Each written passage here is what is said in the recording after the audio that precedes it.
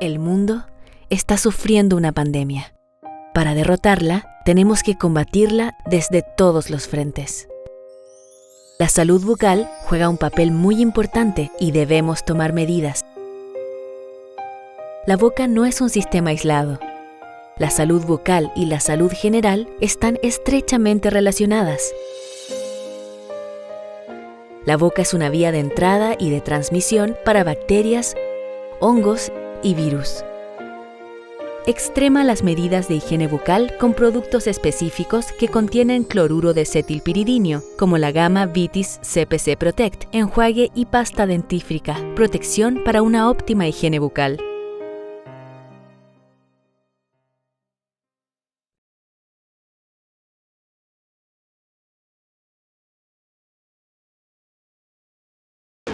Años informando a los dentistas de Chile y el mundo. Entrevistas, fotografías, sitio web de noticias, cursos, videos corporativos, simposios, periódico, impreso y digital. Cuando decimos que estamos en todas, es porque estamos en todas. Somos webdental.cl, el medio oficial de la odontología en Chile.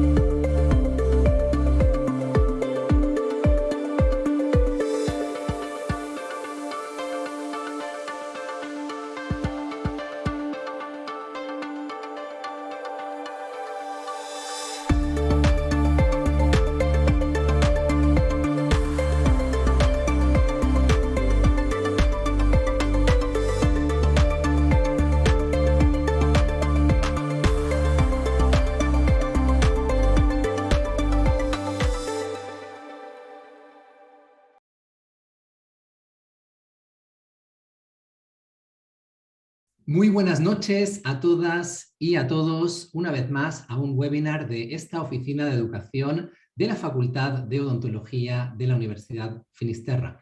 Hoy tenemos un grandísimo invitado, amigo de la casa, pero antes que nada voy a darle la palabra al doctor Nicolás García para que haga las presentaciones. Adelante, Nicolás.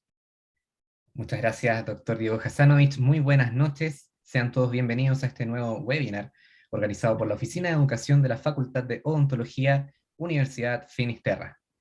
Les saluda una vez más Nicolás García y junto a todo el equipo de esta oficina, el doctor Diego Hasanovich y la doctora Esperanza Villasante, agradecemos su participación esta noche. Los invitamos a seguir nuestras redes sociales, Facebook e Instagram, para estar al tanto de todos nuestros eventos, y también pueden seguir nuestro canal de YouTube para revisar algunos de nuestros anteriores eventos. También pueden escribirnos al mail que figura en pantalla. Por supuesto, queremos agradecer a todos nuestros auspiciadores. Me refiero a WebDental, MedBooks, Dental Depot, ExpressDent GC, KCL Dental Society, Dentide, Oral-B y su nueva línea Expert, Anaseo y Care. Muchísimas gracias por apoyarnos una vez más. Además, queremos comentarles que al finalizar la presentación de esta noche, les explicaremos cómo podrá usted obtener su certificado de participación. Y también tendremos 3 grandes premios de 3 de nuestros auspiciadores que anunciaremos más adelante.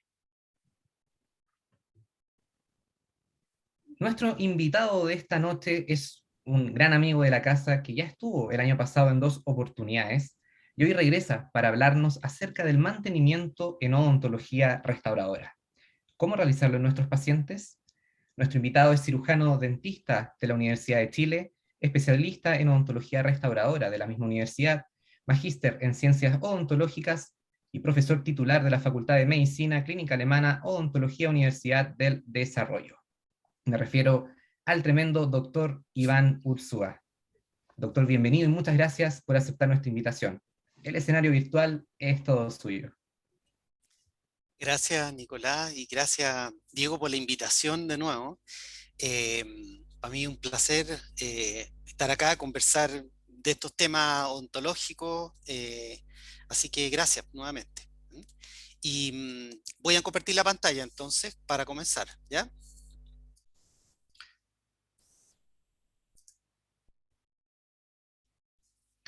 Bueno, en realidad este tema del mantenimiento de los controles de los pacientes en rehabilitación o en ontología restauradora es bien importante y yo diría que la mayor cantidad de tiempo que nosotros trabajamos en nuestras consultas, a los que hacemos ontología general o especialidad en ontología restauradora o rehabilitación, tiene que ver con la mantención de los pacientes, ¿ya?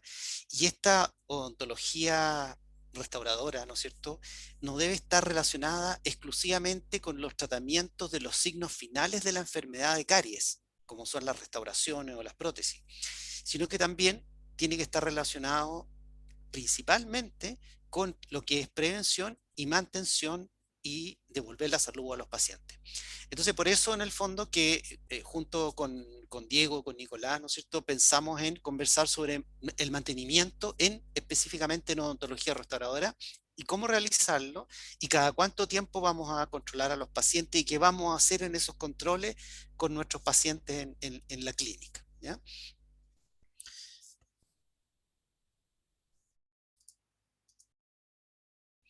Bueno, y yo les decía en el fondo que eh, una de las principales acciones en la clínica de odontología restauradora o de rehabilitación oral es eh, el reemplazo de restauraciones. Nosotros los dentistas nos llevamos gran parte de nuestro tiempo, de nuestro quehacer, rehaciendo restauraciones, hechas por nosotros o por otros. Eso no tiene mayor importancia, pero un gran parte de nuestro quehacer se lleva en eso, ¿ya? Por lo tanto, es como lógico, es como fundamental el incorporar la prevención y la mantención en los tratamientos de odontología restauradora para poder disminuir ese reemplazo de una restauración tras otra restauración, ¿ya? Dentro de todas las causas de fracaso en odontología restauradora y en rehabilitación, ya sea en prótesis fija, con distintos sistemas de materiales, en el fondo, o con odontología restauradora directa, la principal causa reportada en todos los artículos tiene que ver con lesiones de caries en el contorno de las restauraciones existentes, lesiones de caries adyacentes, ¿ya? Y eso nos habla de que eh, de que las restauraciones no dan salud a las personas. Las restauraciones lo único que hacen es reparar un daño ocasionado por una enfermedad que está presente. Por lo tanto, junto con hacer las restauraciones que tenemos que hacer de la mejor forma posible, ¿ya? Porque el hacerlas mal también es un factor de riesgo, tenemos que acompañar a ese paciente con el control de esta patología de caries, ¿ya? Entonces, recordar que las restauraciones son fundamentales, pero que no devuelven salud a las personas, solo reparan un daño ocasionado por esta enfermedad.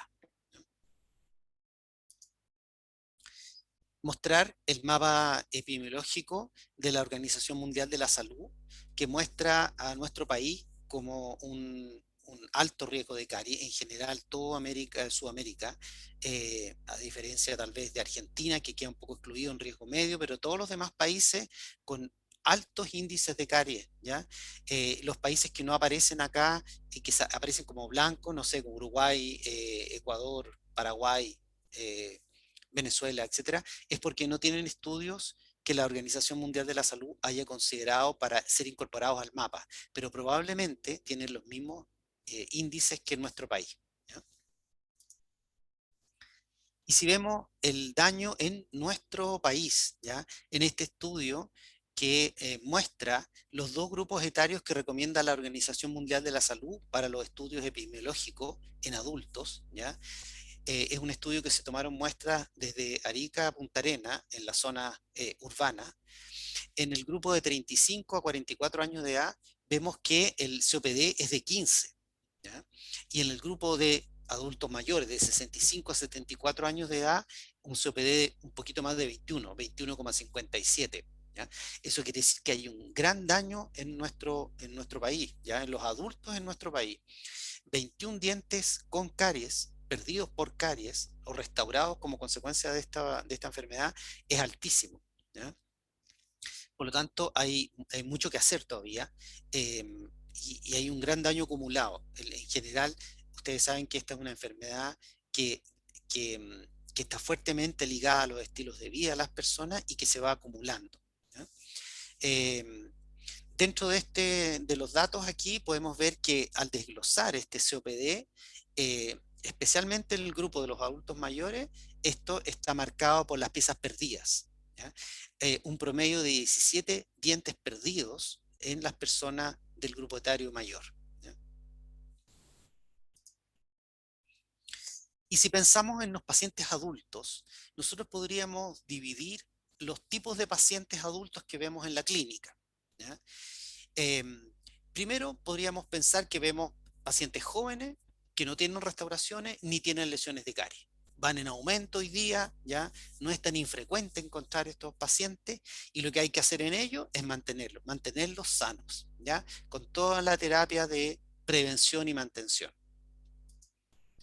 Luego podemos tener otro grupo de pacientes jóvenes o mayores que tienen algunas lesiones de caries y hay que hacer restauraciones y además acompañar estas restauraciones de un mantenimiento, ¿ya? Tenemos en tercer grupo de pacientes, pacientes ya complejos de rehabilitar y que requieren una rehabilitación integral y siempre acompañado de esto, de una mantención y el control de esto. ¿Y para qué? ¿Por qué es importante esto? Es importante porque se ha visto que la longevidad de los tratamientos, cuando están acompañados de un correcto programa preventivo, es muchísimo mayor. Las restauraciones duran más, ¿ya? Hay varios estudios que muestran que incluso duran casi el doble, ¿ya?, que cuando uno hace simplemente restauraciones por dolor, por cuadrante, etcétera, ¿ya? Y particularmente, tal vez en este tipo de pacientes, los pacientes más complejos, los pacientes que tienen rehabilitaciones extensas, los pacientes de riesgo cardiogénico alto. En ellos, sin duda que es fundamental acompañar la buena odontología con un tratamiento de control del proceso de caries, ¿ya? Pacientes complicados, se fijan, pacientes que han ido muchas veces al dentista, que tienen endodoncias, con piezas ya perdidas a lo mejor, con corona, con materiales de distinto tipo, pero la enfermedad sigue presente, ¿ah?, tanto en la gingiva como en los tejidos dentarios, ¿ya? Entonces es fundamental eso. Y por último, podríamos decir que nuestro cuarto grupo de pacientes podrían ser especialmente pacientes adultos, mayores, que no tienen actividad de caries y que tienen sí muchas restauraciones antiguas, y lo que hay que hacer en ellos es mantenerlos en buenas condiciones, ¿ya? Y algunas de esas restauraciones, evaluar la posibilidad de cambiarlas, pulirlas o retocarlas en el fondo, ¿ya? Yo diría que podría tal vez resumir en que son a grandes rasgos estos cuatro grupos de pacientes los que nos encontramos en la clínica, ¿ya? Ahora, ustedes saben que cuando nosotros tomamos la decisión de tomar una fresa y hacer una cavidad en un diente, iniciamos esto que aparece en esta diapositiva, que probablemente ustedes ya han escuchado muchas veces, que es el ciclo de restauración y re-restauración, o espiral de muerte del diente, ¿ya? Y que se estima que, dado que todas las restauraciones tienen una vida limitada, por muy bien hechas que sean, desde el punto de vista biológico, mecánico, estético, tienen una vida limitada, ¿ya? Y que el reemplazo de esa restauración implica una de mayor tamaño, ¿ya? Siempre la restauración que viene es más grande que la que antecedía, ¿ya? Se estima que el tamaño de la cavidad aumenta dependiendo cuán conservadores seamos, pero puede aumentar hasta un 7% incluso, ¿ya? Por lo tanto, hoy día se sabe que, sumado esto a las expectativas de vida, que son altísimas, ¿ya? Por lo tanto, si nosotros pensamos que hacemos una primera restauración cerca de los 20 años, ¿no es cierto?, a los 60, por ahí, el diente, ¿no es cierto?, porque la primera restauración va a ser más simple, la segunda más compleja, la tercera ya será tal vez una restauración indirecta, luego se lleva una corona, ¿no es cierto?, con endodoncia, con todas las consecuencias que eso tiene, y finalmente, si el paciente tiene recursos, tendrá un implante, y si no lo tiene, tendrá una prótesis, ¿ya? Y esto es espiral de muerte, está sumamente documentado, ¿ya? Por lo tanto, es importante tenerlo presente siempre, cuando tomamos la decisión si vamos a restaurar o no vamos a restaurar frente a una lesión cuestionable, a una lesión pequeña. Les decía yo que en los estudios de fracaso de rehabilitaciones o de odontología restauradora, ya sea directa o indirecta, la principal causa, encabezando la principal, es lesiones de caries adyacentes, en los contornos de las piezas que hemos restaurado, ¿ya? Luego vienen otras, como necesidad de endodoncia, pérdida de retención, fracturas, etc., ¿ya? Y esto nos habla de que no solo nos tenemos que limitar a hacer restauraciones, ¿ya?, sino que además de hacer esas restauraciones, acompañar esto de un protocolo de control y después de mantención. Ahora, ¿cuánto va a durar una restauración en una persona? Eso, bueno, es variable y va a depender de algunos factores que tienen que ver con el paciente, ¿ya?, con el riesgo cariogénico del paciente, con la edad, con el tamaño de las restauraciones, con la cantidad de odontología que tiene, ¿ya?, con la ubicación de las restauraciones en boca. Mientras más distales estén, menos tiempo duran en general como promedio, y con los cambios de profesional, ¿ya? Un paciente que se mantiene fiel con su tratante aparentemente tiene menos restauraciones en su boca que aquellos que andan vitrineando en distintos lugares, ¿ya? Tiene que ver con la calidad de los materiales y tiene que ver con el clínico, por supuesto, con la expertise que tenga el clínico, con el tiempo que le dé al trabajo, con el amor que le ponga al hacer las restauraciones, en el fondo, ¿ya? Con la destreza, etcétera, ¿ya? Pero yo les decía que van a durar un tiempo limitado. ¿Cuánto tiempo? Depende, ¿ya? Aquí hay un estudio de la doctora Edwina Kitt que muestra, es uno de muchos, ¿ah?, que muestra que las restauraciones de amalgama, alrededor de 10 años, las restauraciones de resina, 8 años. Hoy día hay varios estudios que muestran que las restauraciones de resina han equiparado en longevidad las restauraciones de amalgama, ¿ya? Que la técnica es más sensible, pero sí, más o menos está alrededor de 10 años como promedio, 10, 12, dependiendo del estudio. Los ionómeros muchísimo menos, porque los ionómeros no es un material para ser utilizado en restauraciones en adultos, ya en restauraciones en los sectores posteriores. Y las incrustaciones, particularmente las restauraciones de metales preciosos, que son las que tienen mayor longevidad, ¿ya? Pero tienen una vida limitada, ¿ya? ¿Y por qué fallan las restauraciones? Dijimos primero, principal, por caries, ¿ya? Segundo, fallas marginales, de contorno, fracturas de dientes, fracturas de restauración, fallas estéticas, cuando especialmente en resina, en el sector anterior, ¿ya? Y aquí existe la posibilidad de no siempre reemplazar una restauración. En algunas situaciones sí, pero en otras hoy día es sumamente viable el poder repararla o sellarla, ¿ya? O pulirla. No siempre hay que reemplazarla, por lo que mencionamos recién, ¿ya? Porque el reemplazarlas implica un aumento del tamaño de la cavidad, ¿ya? Por lo tanto, existe la posibilidad de repararla. Hoy día hay varios estudios que muestran, ¿no es cierto?, que el reparar una restauración aumenta la longevidad de esta. Bueno, mencionamos que lo primero de las causas de fracaso tiene que ver con caries, ¿no es cierto? Y eso está muy relacionado con el deterioro de los márgenes de las restauraciones, ¿ya? Estos márgenes de restauraciones se deterioran, se fracturan, se desgastan, y eso provoca la instalación de lesiones de caries adyacentes a estas restauraciones. Y también la posibilidad, si es que hay dentina expuesta en esos márgenes, de una sensibilidad dentinaria.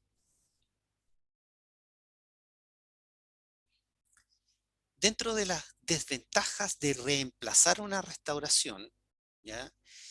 Lo primero es que hay un aumento del tamaño de la cavidad significativo, ¿ya? Y la restauración que viene va a ser más grande, por lo tanto va a durar menos tiempo, ¿ya?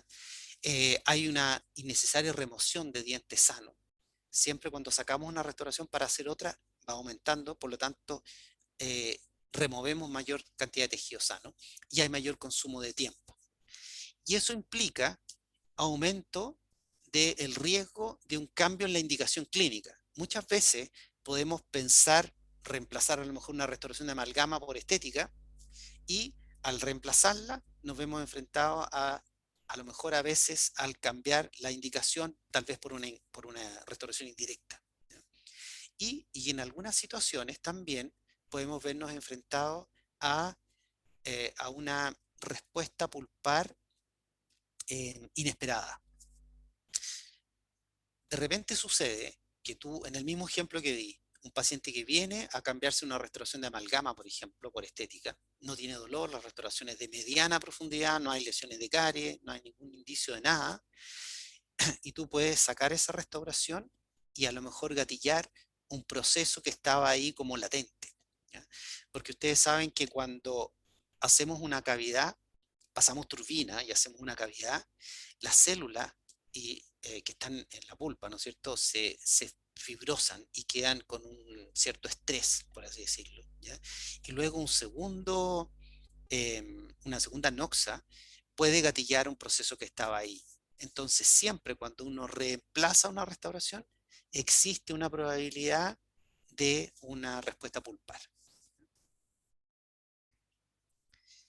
Bueno, y por el contrario, las ventajas de no reemplazarlas es que hay un menor tiempo de trabajo clínico, una menor complejidad. El sellar o el reparar es mucho menos complejo que el reemplazar. Es más tolerado por los pacientes. No necesitamos anestesia para sellar o pulir una restauración. Y una mejor relación costo-beneficio.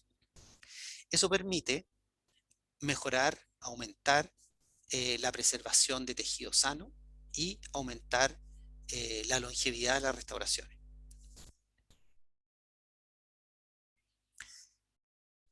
Hay varios estudios y muchos de esos estudios están realizados en Chile en conjunto con la Universidad de Gainesville en Estados Unidos, estudios liderados por Gustavo Moncada en Chile y eh, por Valeria Gordon y por Ivar Mior, ¿no es cierto?, en su momento, sobre reparación o sellado o reparado de restauraciones, ¿ya? Entonces nosotros podríamos reparar una restauración. Por ejemplo, aquí vemos una amalgama vestibular que está fracturada y una cavidad y podríamos hacer ahí una pequeña cavidad siempre que estamos seguros de que no hay una lesión de caries, ¿no es cierto? Podemos incluso hacer una pequeña cavidad y restaurar eso con resina, ¿ya? Esta foto es más antigua, por eso se reparó con amalgama, pero se puede reparar perfectamente con resina compuesta. Podemos sellar, podemos pulir una restauración que está en malas condiciones, pulirla bien, ¿no es cierto?, dar la anatomía incluso, y sellar los márgenes con sellantes de fosas y fisuras, ¿ya? Podemos remodelarla, una restauración de resina como esta, que usualmente tiene los márgenes teñidos, que se ve café, ¿no es cierto?, pero que la masa de resina está en eh, relativas buenas condiciones, podemos pulir eso, retocarlo y no es necesario reemplazarlo siempre, ¿ya? Ahora, si la masa de resina no está en buenas condiciones o hay una lesión de caries o esa resina está infiltrada o está con un cambio de color completa la masa, bueno, ahí tendrás que reemplazarla. Y el reemplazo, cuando ya hay cosas como esta que vemos en la foto, ¿no es cierto? Fracturas tanto del diente como de la restauración con exposición de las bases o exposición de la dentina. Y ahí habrá que reemplazar la estructura completa de la forma más conservadora posible. Y también cuando hay necesidad estética, tú ahí tendrás que reemplazar porque el composite está completamente teñido o está infiltrado y ahí tienes que reemplazarlo completamente, ¿ya? Recomendaciones como de protocolos de mantención. Aquí les dejo un artículo, ¿no es cierto? Que es como una guía práctica clínica para la mantención de los pacientes en odontología restauradora y en rehabilitación. Bueno, ¿y cuál es el protocolo de control de los pacientes? Y aquí podemos dividirlo en un protocolo clínico y uno radiográfico. Y también lo vamos a dividir por riesgo de los pacientes. Riesgo cariogénico alto, medio o bajo. Por lo tanto, implícitamente esto implica, ¿no es cierto?, requiere que tú hagas un diagnóstico previo, ¿ya? No solo contar las lesiones de caries, sino que hayas un diagnóstico completo, ¿ya? Con algún, puede ser cariograma, por ejemplo, lo que tú quieras, y determines si ese paciente que tú vas a hacer la odontología restauradora, las rehabilitaciones de riesgo alto, medio, bajo, y de acuerdo a eso vas a determinar cada cuánto vas a controlar ese paciente. Porque no todos los pacientes deben controlarse cada 6 meses. Algunos requerirán controles más estrictos. Los pacientes de alto riesgo los vamos a evaluar cada 3 a 4 meses, ¿ya? Y los pacientes de riesgo bajo a lo mejor pueden controlarlo una vez al año y puede ser suficiente. Entonces, clínicamente, a los pacientes de riesgo alto los deberíamos controlar cada 3 o 4 meses, ¿ya? Siempre. Ustedes lo dan de alta, lo citan 3, 4 meses después y ahí vuelven a reforzar todo lo que tiene que ver con higiene, aplicación de flúor en barnices, ver su dieta, etc. Revisar los sellantes, revisar las restauraciones, ¿ya? Luego lo volvemos a citar 3, 4 meses después y ahí en el segundo control, ya se han cumplido 6 meses u 8 meses, podemos tomar una radiografía de control, ¿ya? Las radiografías, tomar radiografía en menos tiempo que 6 meses, no vamos a sacar nada excepto irradiar probablemente en forma innecesaria el paciente, ¿ya? Por eso que los controles radiográficos se dejan cada 6 meses, ¿ya? Pero el control clínico sí lo debemos hacer cada 3, 4 meses. En los pacientes de riesgo alto, si después de 3 veces que los has controlado, como clínico, te parece que ya no controló sus factores de riesgo, se está cepillando bien, etcétera, puedes dejar que el siguiente control sea 6 meses, o sea, pasarlo de riesgo alto a riesgo medio. Y desde el punto de vista radiográfico, siempre en la primera visita, cuando tú llega el paciente por primera vez a atenderse contigo, siempre una radiografía. Y luego los controles radiográficos, ojalá cuando tomen radiografías Bywin que sean estandarizadas, ¿ya? Siempre en los riesgos cariogénicos medio y alto cada 6 meses, ¿ya? El riesgo bajo puede ser una vez al año, o incluso algunos artículos o algunos autores hablan que incluso puede ser hasta el año y medio, hasta 2 años. Esos son como los protocolos más aceptados, tanto clínico como radiográfico, al revisar la literatura internacional. ¿Y qué vamos a hacer en la clínica? En la clínica cuando citamos al paciente a control. Paciente dijimos de alto riesgo, lo vamos a citar 3, 4 meses, de medio riesgo cada 6 meses y de riesgo bajo una vez al año. Y ahí vamos a hacer un buen examen intraoral, extraoral, vamos a ver si hay lesiones de caries. Vamos, ojalá, a ver la actividad de las lesiones. Vamos a tratar de determinar si esas lesiones que yo estoy viendo están activas o están inactivas, ¿ya? Si están activas, quiere decir que yo tengo que ser más riguroso con mis controles, ¿ya? Si están inactivas, quiere decir que a lo mejor mis planes de mantención están siendo eficaces. Hacer instrucciones de higiene, controlar la dieta, hacer encuestas de dieta, conversar sobre la dieta con los pacientes. Hay algunos pacientes que relacionan solamente la ingesta de azúcar con la posibilidad de tener lesiones, ¿ya? Y explicarles que no solo eso, sino que hay una cantidad grande de cosas que uno come o toma que pueden ocasionar o aumentar el riesgo de lesiones, ¿ya? Hablar sobre higiene, ¿no es cierto? Podemos aplicar barnices de flúor o ionómero, ¿ya? Que son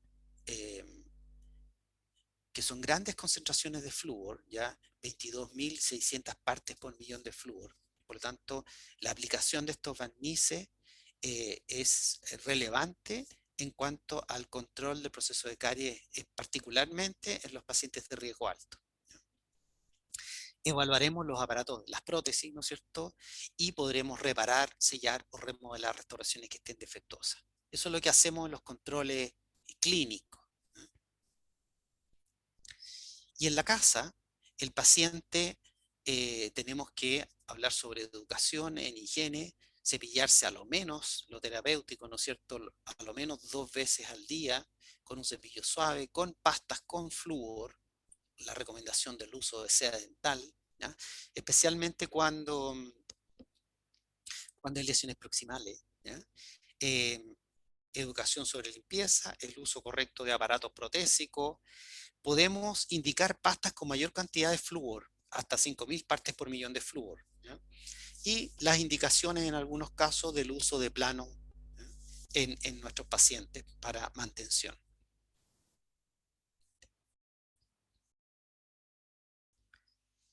Y aquí hay otro artículo que es sumamente interesante y que es una guía de consenso que resume la práctica clínica basada en evidencia científica y que en el fondo tiene como objetivo desarrollar un plan de mantenimiento personalizado para cada paciente, ¿ya? Con la intención, por supuesto, de mantener la salud y preservar la estructura dental por la mayor cantidad de tiempo posible, ¿ya? Así que este también es un consenso bien interesante de leer y que nos ayuda en nuestra práctica clínica, como que nos orienta a cómo ordenarnos en la atención clínica en los pacientes. Y que resume en el fondo este artículo, esta guía práctica, ¿no es cierto?, en 4 puntos, que primero es determinar, medir el riesgo, ¿no es cierto?, ver cuál es el riesgo de nuestro paciente, luego detectar, ¿ya? Y ahí vamos a, al examen clínico, ¿no es cierto?, a ver, ya sea por ICTAS o por el sistema que ustedes quieran, ¿no es cierto?, ver la cantidad de lesiones que existen, ¿ya? Y el detectar es parte del diagnóstico, ¿ya? Nosotros en la clínica tendemos a confundir un poco, ¿ya? Generalmente, cuando un paciente acude a la clínica y tú anotas composite, diente tanto, prótesis tanto, ahí no estás haciendo un diagnóstico, ahí tú estás haciendo la determinación de un plan de tratamiento, sin un diagnóstico previo. Entonces, lo que nos propone estos artículos y los que nos propone en el fondo hoy día toda la evidencia, es hacer un diagnóstico primero, ¿ya? Determinar el riesgo y luego detectar las lesiones, detectarlas clínica o radiográficamente, luego decidir qué hacer en base a ese diagnóstico y a esa detección, pero centrado en el paciente, ¿ya?, de acuerdo a los factores de riesgo que incidan, ¿no es cierto?, en por qué tiene esas lesiones de caries. Porque en algunas situaciones clínicas yo puedo ver un paciente y decir que es de riesgo alto sin hacerle ningún estudio de nada por la clínica en el fondo. Pero es interesante hacer esas evaluaciones de riesgo para poder determinar por qué tiene ese riesgo alto, ¿ya?, y actuar para intentar controlar ese factor etiológico, ¿ya? Y finalmente el hacer el plan de tratamiento y un plan de control específico para esa persona, ¿ya? Bueno, y para terminar, es difícil responder en el fondo si el hacer un tratamiento muy costoso de rehabilitación grande, ¿no es cierto?, no sé, de ortodoncia, en un paciente que no controla bien su higiene o que tiene alta ingesta de azúcares, es difícil, ¿ya? Pero a lo menos parece ser lógico el intentar actuar a este nivel, el intentar acompañar a estos tratamientos de rehabilitación o odontología restauradora con el control de los factores etiológicos, el acompañar estos tratamientos con un programa de prevención y de control específico para mi paciente, ¿ya? Porque yo les decía que si nosotros simplemente viene un paciente a la consulta, al consultorio, el lugar donde nosotros trabajamos, y anotamos composite mesial diente tanto, y hacemos el composite y nos queda bonito, pero ese paciente es de riesgo alto, a lo mejor ese composite va a durar menos que si yo intentara, ¿no es cierto?, y que necesito la ayuda del paciente, por supuesto, intentara modificar estos factores etiológicos, ¿ya? Eso es lo que yo les quería contar, ¿ya? No sé, Nicolás y Diego, les paso la palabra. Perfecto. Iván, muchísimas gracias. Como siempre, una tremenda presentación basada en la evidencia y además que nos deja y nos da mucho que pensar. Un aplauso aquí. Me uno al doctor García. Yo tengo una pregunta que quería hacerte, pero antes de preguntarte, quiero invitar a todas y a todos los que nos están viendo en estos momentos por la plataforma de YouTube, en nuestro canal de la Oficina de Educación, en primer lugar, a seguir nuestro canal para ver nuevos y diversos programas que tenemos, pero también les invito a que en la sección comentarios ingresen sus preguntas para que podamos responderlas próximamente. Y yo quería comentarte, Iván, a mí me chocó muchísimo del estudio a nivel país que se realizó en Chile, que comentabas que había personas con hasta 17 dientes perdidos, que como tú manifestabas antes, muchas de ellas no van a poder tener acceso ni siquiera a una prótesis removible, y van a quedar, de cierto modo, sin dientes. ¿Cómo ves tú en términos de medidas urgentes necesarias a nivel país o a nivel región continental, por el mapa epidemiológico que nos mostrabas de la región a nivel epidemiológico? ¿Cómo ves tú, qué medidas consideras deberían ser tomadas para combatir esto? Es bien compleja tu pregunta. Sí, pues efectivamente hay muchísimo daño en nuestra población, ¿ya? Ese daño está acumulado y está más concentrado en las poblaciones de mayor edad, en las áreas, no sé, rurales que urbanas, ¿no? Y este COPD, como tú dices, está principalmente influenciado por la pérdida de dientes, ¿ya? Entonces es muy frecuente encontrar adultos mayores con dientes aquí en lo maxilar, en la zona anterior inferior, ¿ya? Y por tanto hay mucho trabajo por hacer.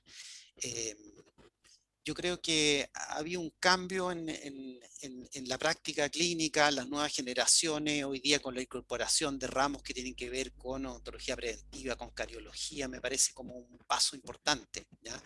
Yo cuando estudié odontología no existía la cariología ni la prevención, no teníamos esas medidas. La posibilidad de sellar una restauración no se nos ocurría, era reemplazar y nada más, ¿ya? Si había cuestionamiento frente a si había o no una lesión de caries, no nos cuestionábamos eso, abríamos y después decidíamos qué hacer, ¿ya?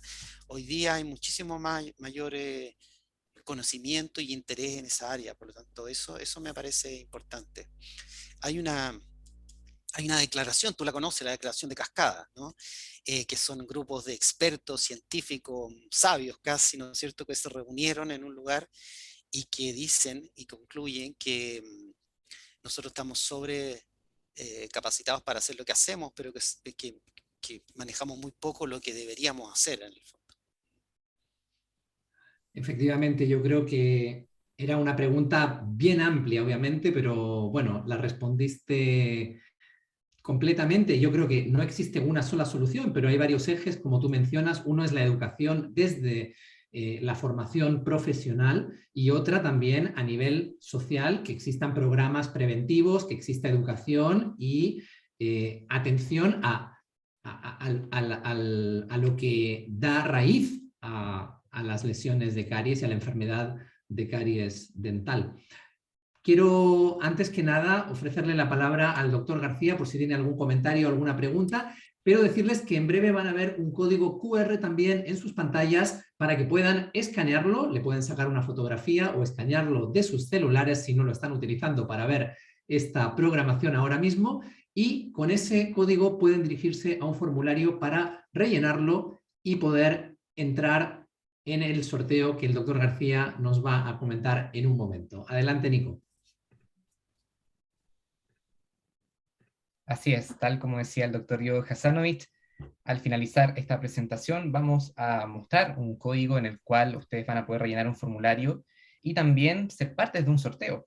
En este sorteo tenemos 3 grandes premios. Para el tercer lugar tenemos un Optimum Universal de nuestros amigos de Care. Para el segundo lugar tenemos un voucher equivalente a 45.000 pesos de nuestros amigos de MedBooks. Y finalmente, para el primer lugar, el que obtenga este lugar va a llevarse un cepillo VitiSonic S20 de nuestros amigos de Dentide. Así que ya lo saben, deben ingresar a través de este código QR, escanearlo, van a rellenar un formulario y estarán participando inmediatamente en este gran sorteo. Y también, por supuesto, esto es válido para que usted pueda recibir su certificado como participante de este evento.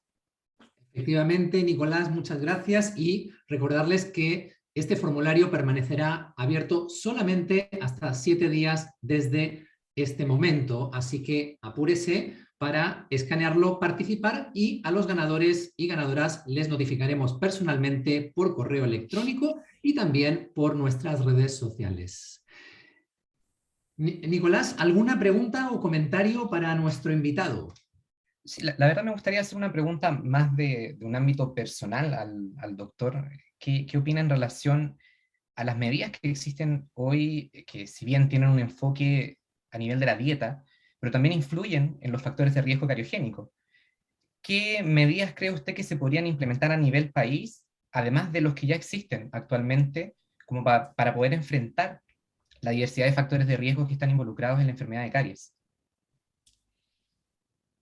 Se pusieron de acuerdo los dos para hacerme preguntas difíciles hoy día. Está difícil de responder eso, ¿ya?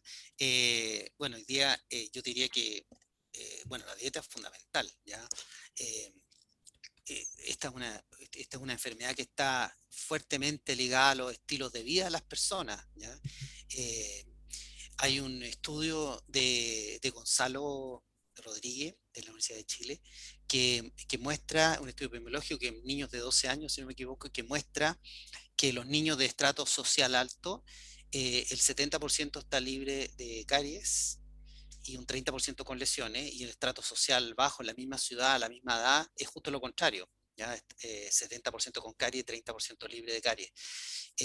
La dieta saludable es fundamental, ¿ya? La educación con respecto a eso me parece súper importante, ¿ya? La promoción en salud, la promoción en odontología es vital y la manejamos muy poco, ¿ya? Estamos muy centrados en el hacer cosas, sabemos mucho de eso, nos parece entretenido, es atractivo, pero prevención poco y promoción casi nada, muy, muy poco. Efectivamente, yo creo que has dado en el clavo ahí, Iván, porque conversábamos en un webinar reciente que hay ciertos aspectos que pueden salvarle la vida a un paciente. No es el caso en cariología, obviamente, pero no son casos tan atractivos para instagramear, por decirlo de alguna manera. No es a lo mejor medicina u odontología por Instagram. Y yo creo que tú mostrabas material valiosísimo, donde restauraciones que puedan tener una larga, un largo recorrido en la boca del paciente puedan ser mantenidas sin necesidad de agrandar las preparaciones biológicas. Yo quisiera agradecerte, Iván, darte la oportunidad si quieres añadir algo más antes de que cerremos esta noche. No, simplemente agradecer la invitación, agradecerle a la gente que está mirando, ¿no es cierto? Y el interés por esta profesión y por estos temas, en el fondo. Así que agradecer y felicitarlo. Muchas gracias, Iván Urzúa, y por supuesto, aquí mi mano derecha en el webinar, el doctor Nicolás García. Soy Diego Hasanovic, me despido de todas y todos ustedes. Recuerden, si tienen alguna pregunta, ingrésenla aquí en los comentarios y trataremos de responderla lo antes posible. Les deseamos un feliz fin de día y que estén todos y todas muy bien, y hasta una próxima instancia aquí en la Oficina de Educación. Buenas noches.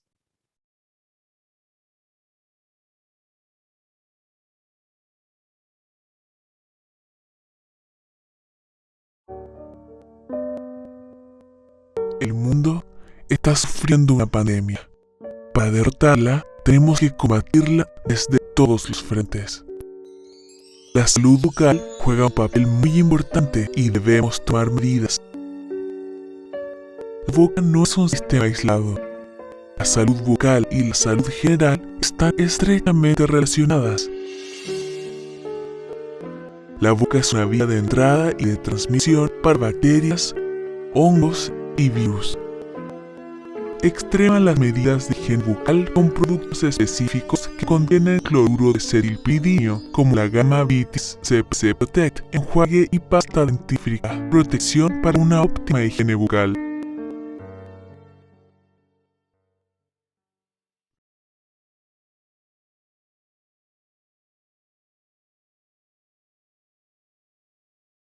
Años informando a los dentistas de Chile y el mundo. Entrevistas, fotografías, sitio web de noticias, cursos, medios corporativos, simposios, periódico, impreso y digital. Cuando decimos que estamos en todas, es porque estamos en todas. Somos webdental.cl, el medio oficial